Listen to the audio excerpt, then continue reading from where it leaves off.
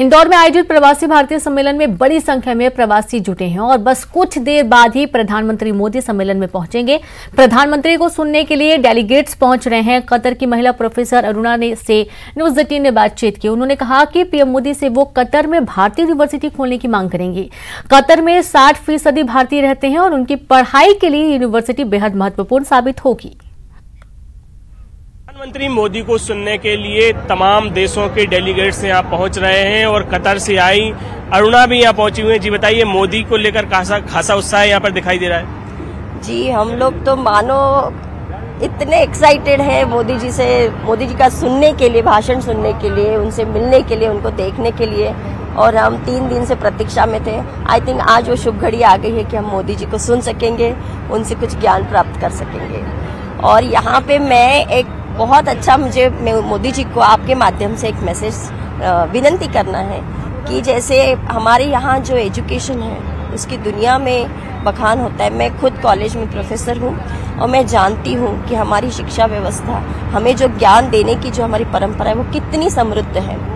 तो वो कतर में स्पेसिफिकली अगर बात करूँ तो वहाँ पे एक जो मीडियम कैटेगरी की रेंज है जहाँ पे इंडियंस अपने बच्चों को आफ्टर 12th पढ़ाना चाहते हैं, तो उस टाइप की यूनिवर्सिटी अगर आती है भारत से, अगर IIM, IITs इस टाइप की अगर हमारी प्रीमियम इंस्टीट्यूशंस जो है अगर वो वहाँ पे आए तो बहुत सारे इंडियन पेरेंट्स जो है उनकी एक समस्या होती है कि 12th के बाद कहाँ भेजे बच्चों को।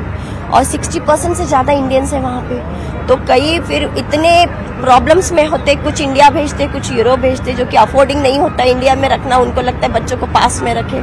तो मेरी विनती है एजुकेशन मिनिस्टर जी से भी कि आप प्लीज़ वहाँ पे अपनी कोलैबोरेशन के साथ वहाँ पे ऐसी इंस्टीट्यूशंस ओपन कीजिए ताकि उसका लाभ बहुत सारे पेरेंट्स। अच्छा, नई एजुकेशन पॉलिसी लाए हैं मोदी जी, आप उसके बारे में जानती है क्या? जी, मैं जानती हूँ। मैं हमेशा अपडेटेड रहती हूँ, मैं पढ़ते रहती हूँ, सुनते रहती हूँ मीडिया के थ्रू भी। तो खुशी है इस बात की कि देर से ही सही पर हमने फिर से हमारी जो परंपरा रही है विश्व गुरु की, उसी के रास्ते पे चल पड़े हैं। तो मैं चाहती हूँ कि विश्व गुरु हम अगर कहते हैं अपने आप को बनने की राह पे चल पड़े हैं, तो उसमें फिर हमारी जो ज्ञान संस्थाएं हैं ज्ञान देने की, उन्हें भी हम दुनिया भर में स्प्रेड करें, दुनिया भर में उनको ले जाए।